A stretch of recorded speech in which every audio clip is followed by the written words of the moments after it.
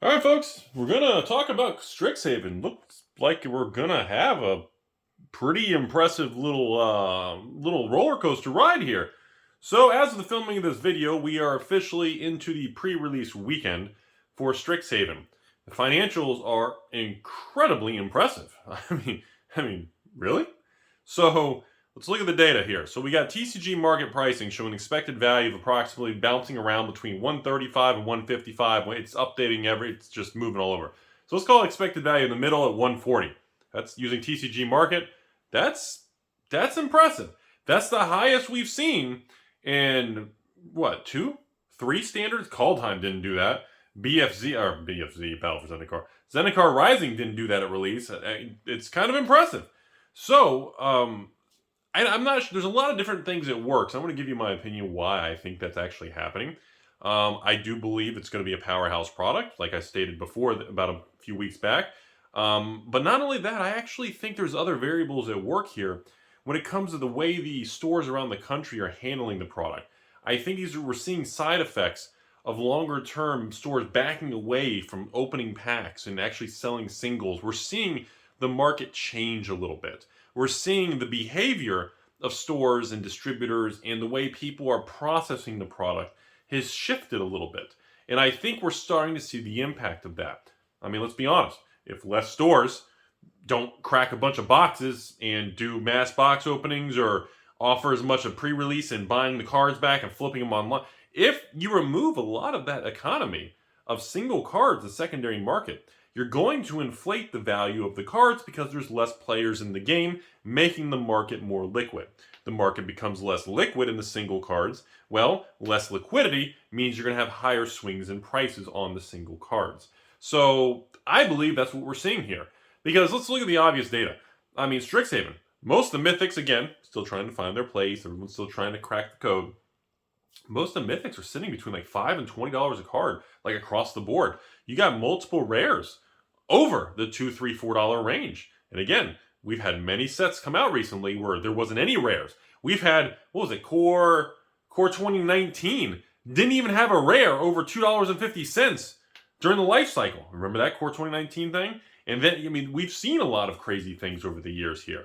And it's fascinating to see Strixhaven come out with incredibly strong data. I don't think anyone's really surprised by that. I think everybody was kind of expecting a very strong release, very strong power level for the cards, very unique, very attractive flavor and archetype for people to just want to buy the product. So none of that really surprises me very much. I guess what really is just kind of the kicker for me was that I didn't think the value of the regular set, at least at the filming of this video, because now we're going to get into the Mystical Archive conversation. I thought the value of the set would immediately erode very, very quickly. As of the filming of this video, the value of the regular cards in the set appear to be holding on actually pretty decently. But, here's the giant big but. Here we go. We ready? A little giggity there? I believe what's about to happen the next 90 days is exactly what Battle for Zendikar, Oath of the Gatewatch, Kaladesh, and Aether, the lottery card era sets went through. But this is going to be on steroids. I believe what's about to happen is the expected value is very high. Everybody knows it. Every store owner getting delivery of products every day starting last week, going all the way through Monday through Friday of next week when all the regular stores get their product. They're going to see these elevated numbers. Everyone's going to want those free tendies. People are going to go for it, okay? People are going to crack boxes. Set booster boxes, collector boxes are going to be cracked like crazy, which is fine. There's nothing wrong with that. It's healthy. It's going to get into the system. Everyone's going to have a good time. Nothing wrong with that. But what I believe is about to happen is I think we're in about 3 to 4 months from now, we're going to experience some severe problems for Strixhaven. And this is just, I just want to be on record, and hopefully I'm wrong. What I think is going to happen is the Mystical Archive chase in the value is going to erode so much because the supply is going to be so overwhelming, it's going to annihilate the financial value of the cards. Now, I don't, maybe like the foil mythic of the Mystical Archives, the very tough to get ones that are just one in every couple boxes, maybe. I'm not, versus every box or every pack. I think those cards will retain some value, but I think we could be looking at another kind of, virus Godzilla card situation. Maybe a Jewel Lotus type situation where the regular card starts out at some outrageous hundreds of dollars and then settles at 50 cents on the dollar. Or maybe it turns into the Godzilla virus and it sells at 5-10 cents on the dollar. We don't really know yet. But this really gives me deja vu to the Battle for Zendikar Kaladesh days. When you have a chase card, the only difference is it's in every single pack. That I can't emphasize enough what that means long term to everybody. I know they look great. Most of them look great. And I know how, I like them. But I also understand how excited people are and excited players are to get them. And I hear that. I understand that. But I'm telling you, as the product ages, we're going to see some very turbulent, uncomfortable things. That's what I believe is about to happen. On a side note, when we look at these collector boxes, the collector boxes have I believe and again, I'm going to do some box openings, but I believe the collector boxes have the Japanese variants, right? That you can get the special ones, which look pretty wild. And I don't know if set boxes you can get those, but I know they have the list. So these specialty products are going to be a lot more attractive. There's no box topper, at least I don't think so, in the draft box that doesn't really add a little oomph. So I do believe, as we continue forward, Wizards is going to continue to kind of focus on the non-draft boxes, and as we're going to slowly continue this shift away from draft boxes. No, they're not going to disappear, but it's a shift in a different direction. And I do believe as we move forward, the set boxes and the collector boxes are going to probably continue to be very sought after, because the set has the list, collectors have the special variants. They offer something special that you can't get in the cheaper product line. And I think that's a very big difference, everybody. But yeah, I just wanted to bring that out. So if the next big variable is if we go through another situation where all restocks go through Amazon, similar to Commander Legends, Time Spiral, I guess what should we say? Some collector boxes and I don't know. We'll just in Jumpstart maybe most of them. Store's got a little bit. Here's a couple. Here's 6 boxes. But I believe if we continue to see that all the restocks go through Amazon, you're also going to see more shift in behavior because Amazon can set the price. Amazon can put the price of a collector box at $180. And then after they sell a certain range, they say, okay, cool, jack it to $300. And then all of a sudden it moves that whole system. That whole economy is going to shift. That line in the sand is going to move very quickly. And by doing that, you're kind of isolating all the power and you're not really letting the market do a free market type of thing. Where if you take all the product and you put it through distribution, it goes to 3,000 stores around the country, you're going to have an actual true price be created because it's spread so thinly over so many different parties. So consolidating to just only Amazon, where Wizards controls the pricing, is still a very concerning, very ridiculous thing, but there's a chance that we do see that. I'm very curious to see if there are more Strixhaven collectors after release that are still going to flow from distribution, or is it just going to be Amazon? And again, there's no reprint on collector boxes, but just curious how much they held back. I just want to comment also one thing on the Commander 2021. I haven't talked about that too much. I thought about making a whole separate video on that, which I may. But in the meantime, I at least want to bring it up in this video for everybody. The Strixhaven, which is kind of the name attached to it. They started attaching names of sets to Commander starting in 2020, whereas Ikoria Commander 2020, Strixhaven Commander 2020. It's still, every year in the summer, or approaching the summer, you have one main Commander set, which is the 5 big different decks. Then you have the supplemental Commander products attached to each regular Magic release nowadays, which is nuts. There's so many of them. Some of them are pretty good, though. Some are a little weak. Some are pretty good. So, I actually am very shocked on the value of the Commander 2021. The expected value is holding a lot higher than I thought. And Commander 2021 is going to go the same path Commander 2020 and Commander 2019 is going to go. It's all going to come down to how much supply, how many waves. And this is the first time I'm going to be on record for it. And again, I don't have any Commander 2021 for sale. That's been sold out, long gone to the patrons now for like 2 weeks. It's gone. I got nothing for sale. But I want to be on record. I believe Wizards is going to throttle back this year on the supply and the quantity of Commander 2021 available, based on the research and the data showing that 2019 and 2020 were overprinted. Because of that, I think we're going to see a reduction in the 2021 Commander product on the supply side.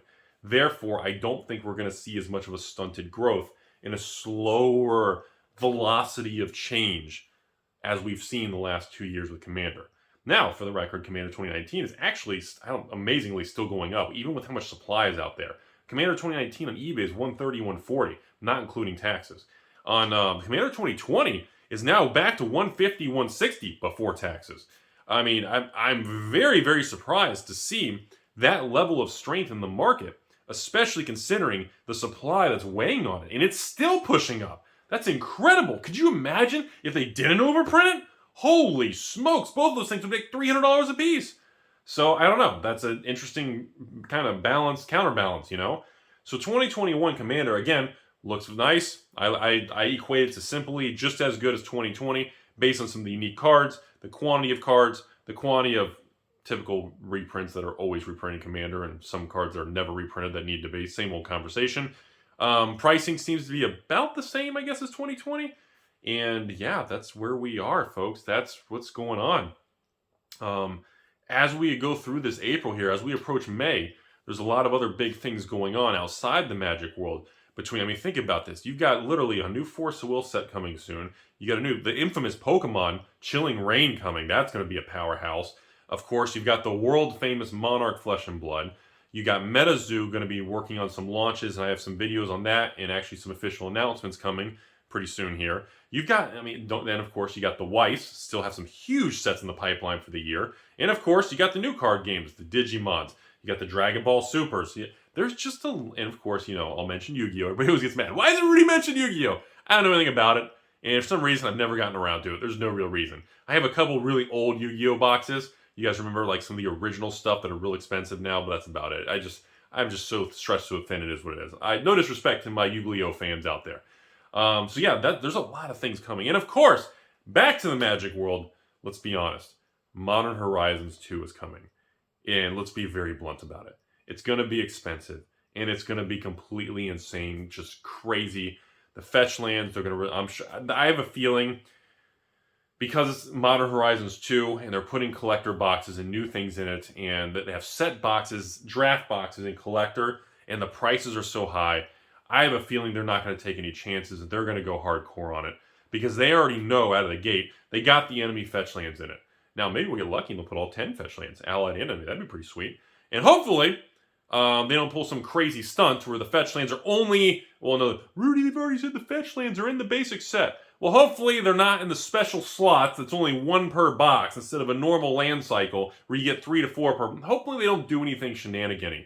I already believe there's going to be specialty, exotic fetch lands in the in the Modern Horizons 2 collector box. There's going to be exotic, special art, full no-frame fetch lands, and people are going to lose their minds. They're going to be like $100 a fetch land. You're going to get like 2 or 3 a box, and they're going to go to the moon, and then they're going to crash from the moon, because then the market's going to be, it's going to be messy. I'm warning you in advance. But anyway, so that's for Strixhaven. That's what I see what's going on. I expect some very strange things to happen as we continue through 2021 here. As we continue to experience inflation, the world is going nuts. Of course, you have segments of the population struggling financially. You have money machine go burr from the government. You have the crypto world, the collectible world, the stock market world, the real estate world. Everything is just going straight up because the flow of money is just pouring. And I don't know how long it's going to last. I don't know if it's going to go all year or if it's going to go to next week. Or by the time you watch this video, everything's already tanking today. I don't know what's going to happen. But I do know it is just an incredible time to be alive and be a part of all this stuff. And remember, folks, we will eventually get to a consolidation stabilizing point. We're not there yet, but I do believe eventually Pokemon boxes, reserve list cards, real estate, all these things will cool off. Now, just because I'm saying cool off doesn't mean they're going to crash back to 2-year lows or anything, but they're going to eventually calm down some. So I don't know if that's helpful to certain people or scary to certain people, but you can't have extreme flare up in the market, just money machine go burr forever. Otherwise, money's not going to have any value. So yeah, that's my speech on the Strixhaven thing. I'm very, very, very curious. My number one thing to see what happens with the Mystical Archives being printed in every single booster pack. So there are literally millions of them being printed and just sloshed all over the country and the world. I'm very curious what that's going to be. Release date plus 30, release date plus 60 and 90 days. I'm really, really curious to see where these numbers are going to land. And hopefully I'm wrong and the prices don't just completely collapse. That's my biggest fear of it. And it just, the EV just collapses. There's stacks of these. You go on eBay, type in one mystical archive, and there's like, 700 results for a card, and it's so weak. And I know there's people out there that say, good, Rudy, the cards should be cheap and everything should be a quarter. Okay, well, thank you for your opinion. I hope you all have a great day.